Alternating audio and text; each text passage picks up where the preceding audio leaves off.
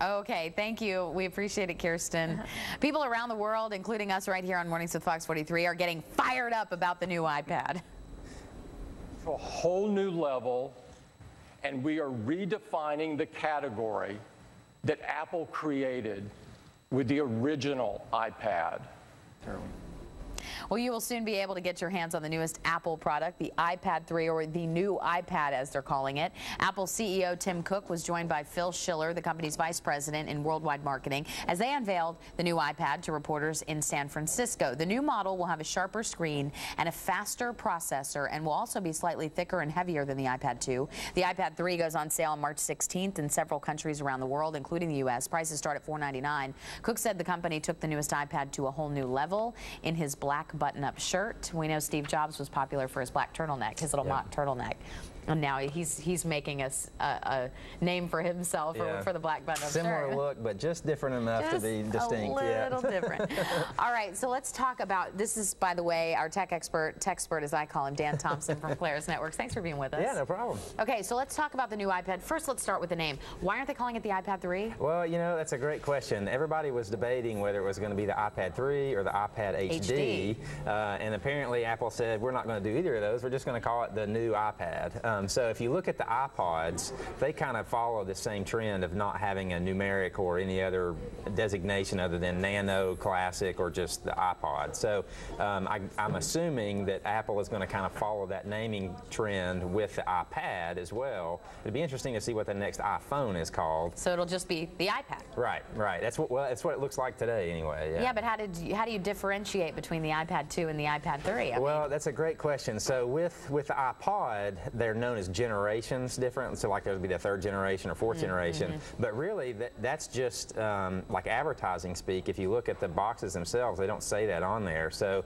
what's unique about this is they followed that trend with the iPod. They never called it the iPod 2, but with the iPad, they did call it the iPad 2. So where does that leave us? I have no idea. Sounds to me like they should have figured this out 2 iPads ago. You would think so, yeah. Okay, so let's talk about the difference between the iPad 2 and the iPad 3. Okay, yeah. So obviously, you know, bigger, faster, better it was the theme of the day yesterday. Like you were saying a minute ago, it's got a faster processor.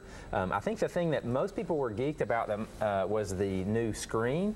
So it's got the new Retina display, which is outrageously clear on the iPhone 4, iPhone 4S. Everybody's excited about that. It does have a higher resolution now, so you can do well beyond what an HD TV can do.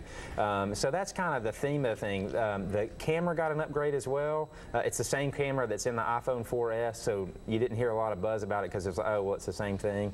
The next big thing, though, was that it is 4G compatible. That was the big thing that everybody was looking for at the iPhone 4S. They didn't get it then. But surprisingly, there wasn't just a whole lot of buzz about that either, and I think it's because 4G is just kind of, you know, it's what everybody has today, so of course it would have 4G. So it was kind of an interesting launch. There's a lot of cool things about it, but you just didn't see a lot of people just jumping up and down going crazy like we did with the iPad 2 and the iPhone 4 when it came out. So it's kind of an interesting day for Tim Cook.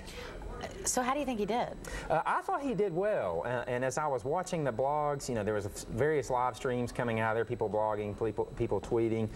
Everybody seemed to have the opinion that they liked his presentation. They thought he did really well.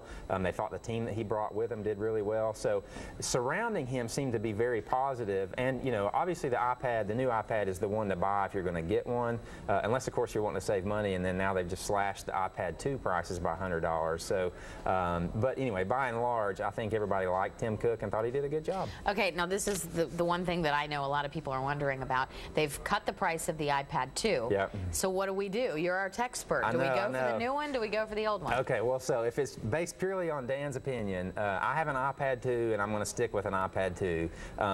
You know, it depends on where in the geeky scale you fall. If you have to have the latest and greatest, obviously go with the iPad 3. If you're okay with the technology the way it was, I mean, there was nothing wrong with the iPad 2 in my personal opinion. It's a nice device. Go with that one. $100 discount. Right? I know, $100 discount. And I would start to look for those original iPads to start falling in price as well. So I don't know. I bet you could get on eBay and find some good bargains today. So they stopped making the iPad 2 and 1. Now they just make the new one. That's right. That's right. But what they have left, I guess, of the iPad 2, those are going to be at a nice little discount of $100 off. I like that. Yeah. I wonder if we can get another coupon and put it with another coupon. See if you can get one for free. Doubtful. But call Coupon Katie. She might can hook you up. Seriously. All right, Dan Thompson, thanks for being with us. All right, thanks a lot. Appreciate it.